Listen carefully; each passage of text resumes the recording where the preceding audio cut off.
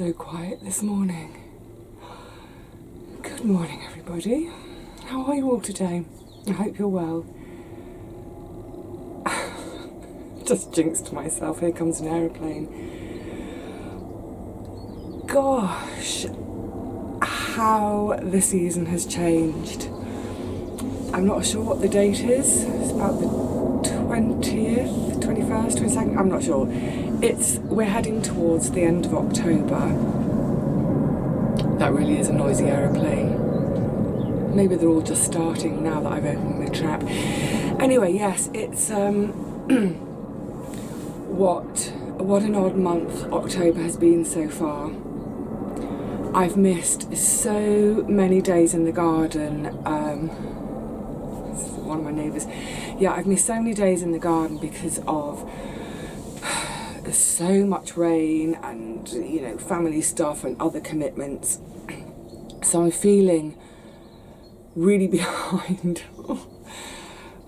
But as I was walking here this morning, it's the perfect day for a think during my walk because it's been so quiet. I thought, you know what, I so often feel behind, and that's just because the garden never stands still. It's always changing and there's always something else to do.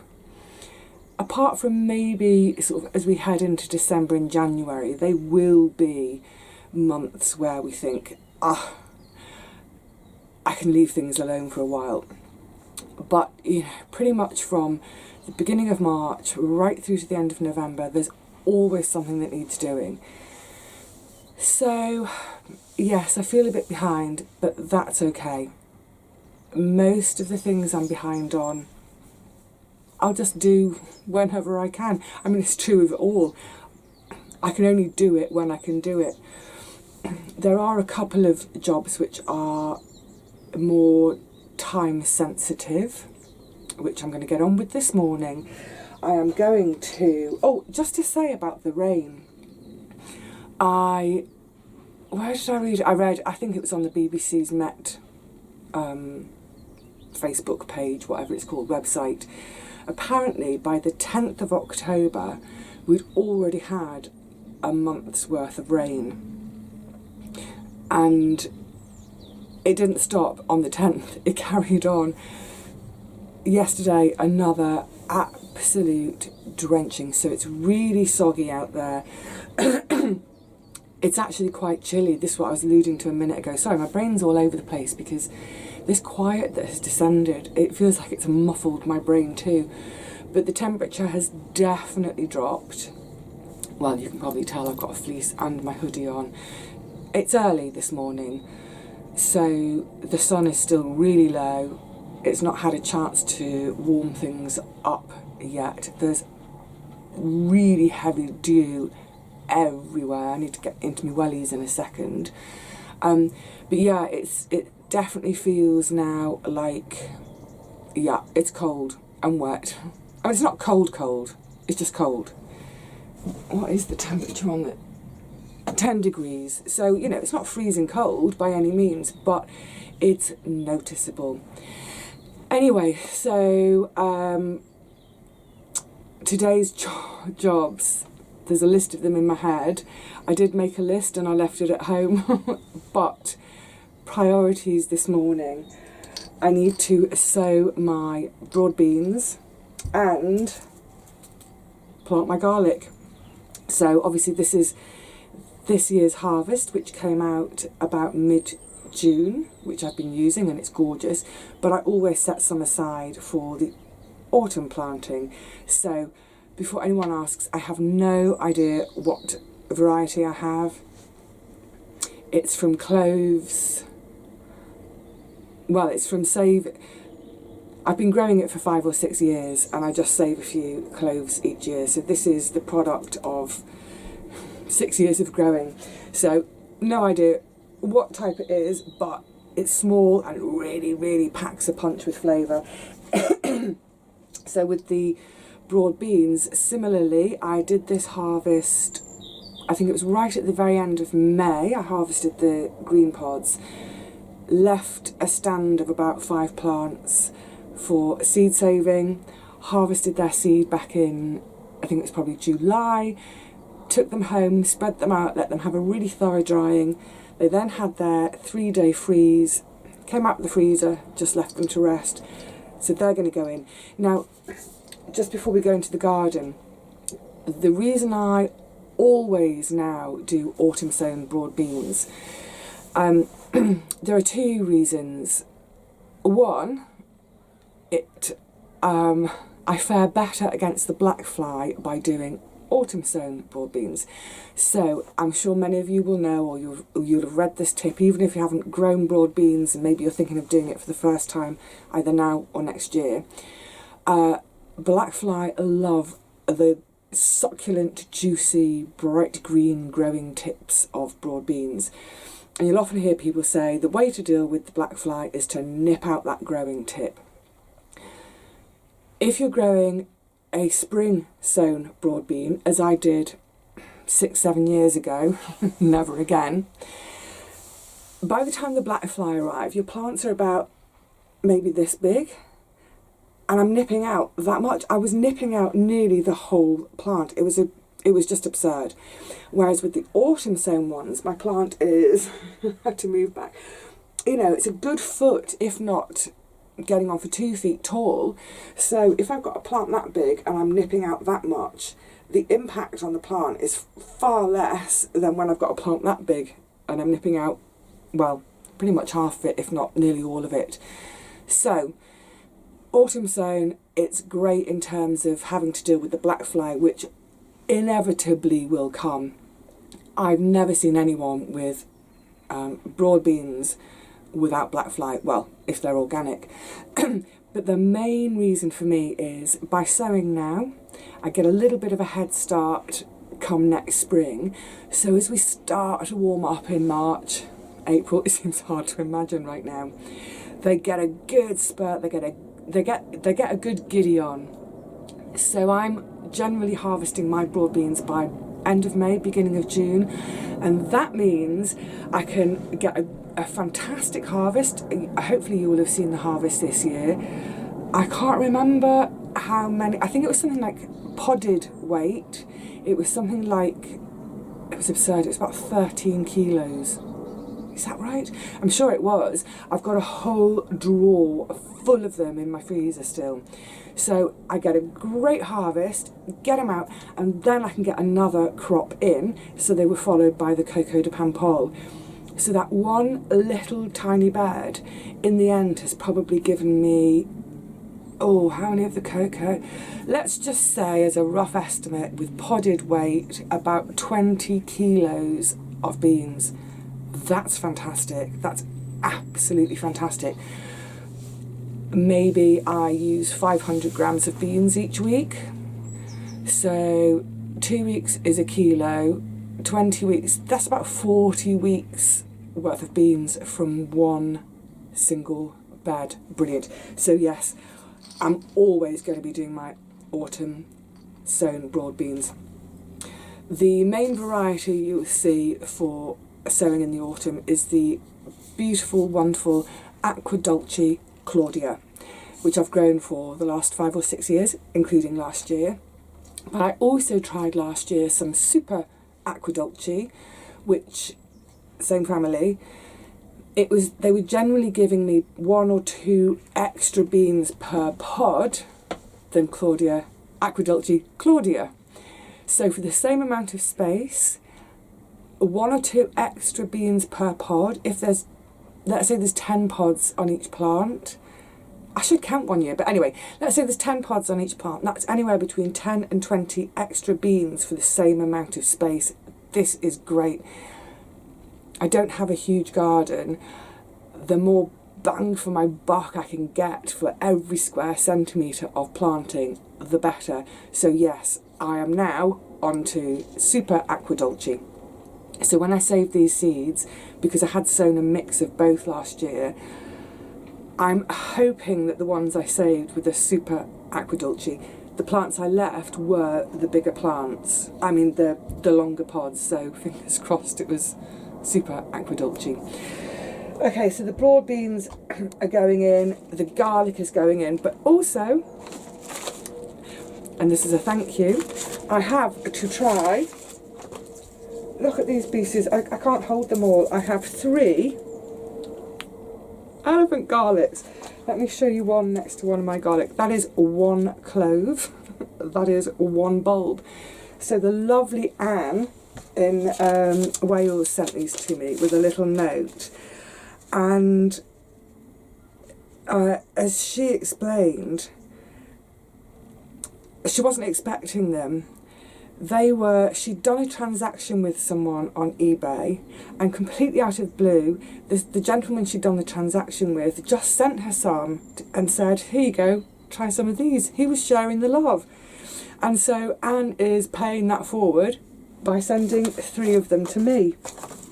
Now, they're not strictly a garlic, well, they're more like a leek, as I understand it. I've never grown them before. You can grow them either for harvest the following year, or you can grow them as a perennial. So I've got a separate idea for these. They're not going to go into the garlic bed, they're going to go somewhere else, but I need to clear the somewhere else before I can plant them. So, lots to do. I think, having said all that, I think it's time to get stuck in out there. It is chilly. Maybe put a scarf on before you come out there with me. Oh, I nearly forgot. I've also got these 2, which they were from Belinda. I wrote it down. Where did I write it down? I thought I'd written down what type they were, because it wasn't on the package, but then Belinda let me know after I'd mentioned them in the previous video. Anyway, these were from they were from Belinda's crop back in May, June, whenever. They're a hardneck variety. Don't know what they are. Anyway, so they can get added into the mix today as well. Oh, I'm so glad I remembered those at the last minute. I was literally just on the back of my potting bench looking for my string line markers. Phew! Right, now let's get out into the garden.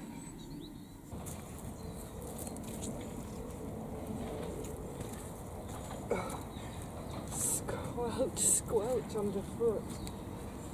Okay, nets off, but they're going to go back on. I'll put the nets back on just as a bit of protection against pelting rain over the winter, but also just that little degree or so of protection against any really hard frosts. They'll be fine. They've always been fine. There's been snow all over them and they've been fine. So I'm just going to mark my lines out. I didn't ever used to bother marking my lines out. Oh, the sun, where are you?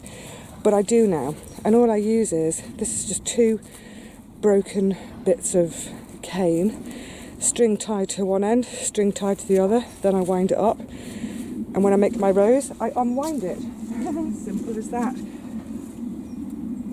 It just, I think, I like doing my the string for my rows these days, just because quite often, you know, if I'm really busy in the garden and I'm sort of rushing at it all a bit, it just helps me to sort of stay on track with what I'm doing. And I have, oh morning Rosie, I have seen such things for sale costing a ridiculous amount of money. I mean, why would you buy something like this when you can make it for little to no money? In terms of spacing the rows, that's a little bit tight, I think.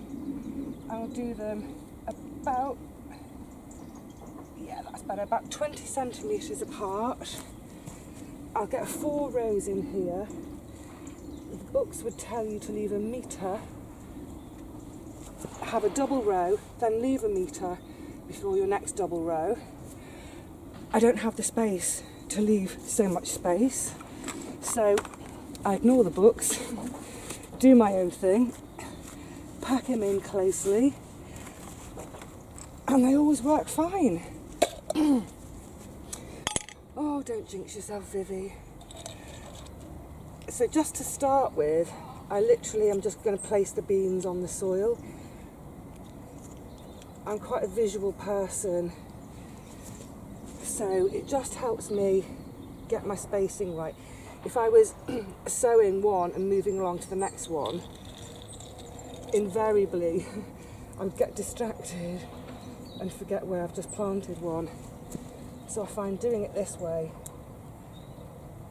in theory, I don't end up with any gaps where I've forgotten to plant one. Isn't the light just gorgeous this morning? Beautiful. Now, some of these beans, seeds, look quite a bit bigger than others.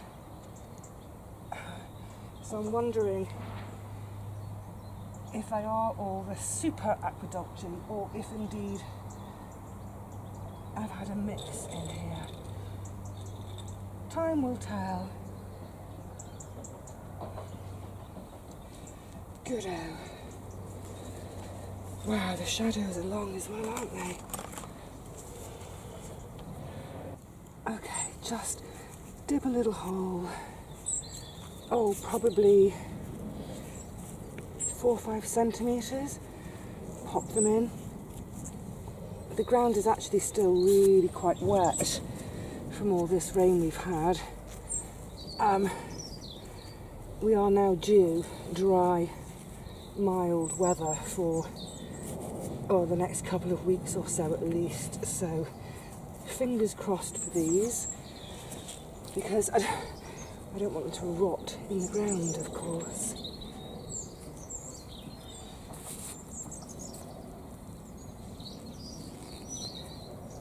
So apart from the fact that I want to have an earlier crop in order to use this bed again for something else next year, and the whole black fly thing that I was mentioning, I think the other lovely, lovely thing about sowing the autumn broad beans is it's just lovely to sow something at this time of year. You know, whenever we sow anything, when was I saying it? It was probably when I was clearing this bed. It's that idea that we're sowing a bit of hope as well. I'm sowing for the future. So as these sort of darker, wetter, colder, more bleak days are coming, it's lovely to have a sense of renewing the garden, of having some new life to come. It's wonderful. And as more and more beds become empty, it's lovely to have even just a couple of beds that are newly planted to give us something to look for each time we visit the garden.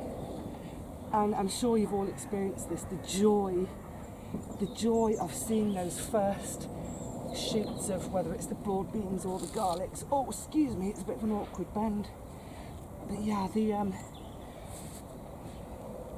obviously there are all the brassicas in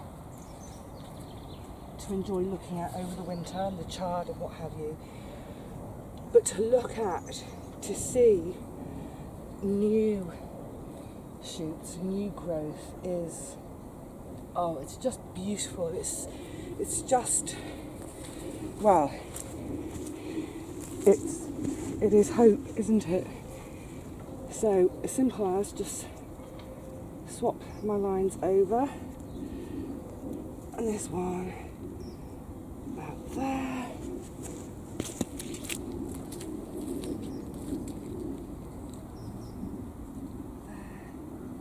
And also, I think generally we get to this time of year and the garden is so quiet, you know, there's oh, look, it's definitely still very sticky, muddy. Yeah, there are less people around, so the chances are a visit to the garden is quite quiet. Just me and the birds. And one other neighbour.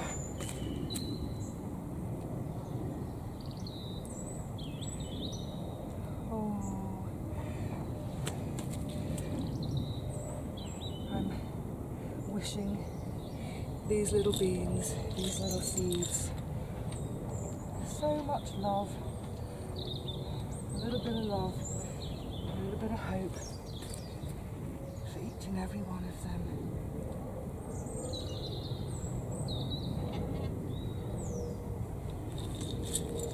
This bed, if you remember, I did rake in a bit of chicken poo. I'll get it covered with the nets, and then as and when over the next few weeks, when they come up and I can find material to mulch with, I will get them all mulched, and then probably around about February, just before they start to really grow again, I'll probably do another top dressing of chicken poo on the whole bed. Okay, let's get planting.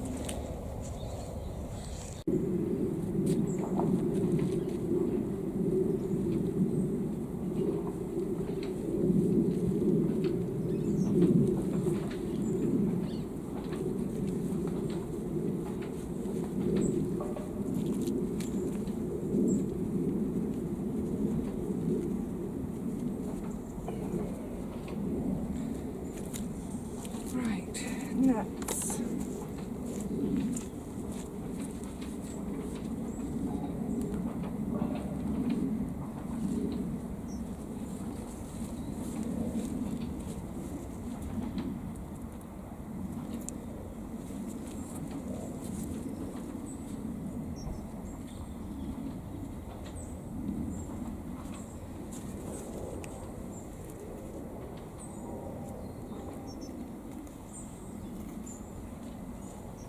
Sounds like all the builders have woken up.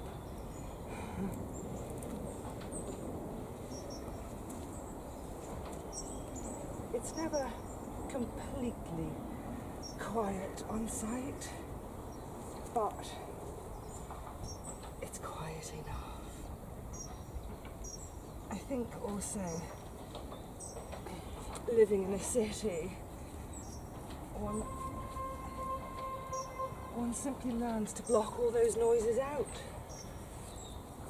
Yay.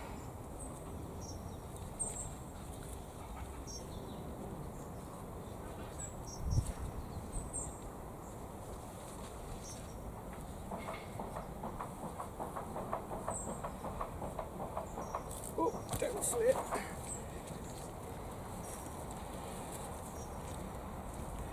Today feels like you know the slow food movement? Where did it start? I think it was Italy, wasn't it? Yeah, today definitely feels like that. Don't rush. Just enjoy.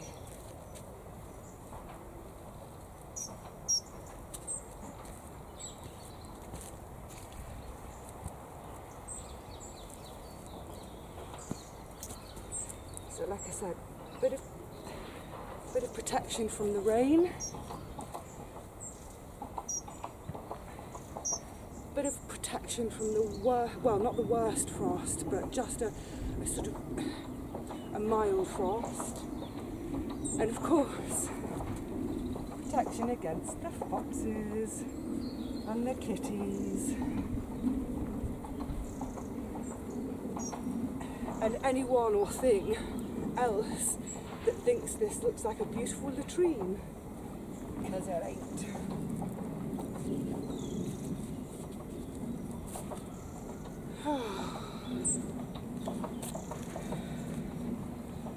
Isn't this bliss?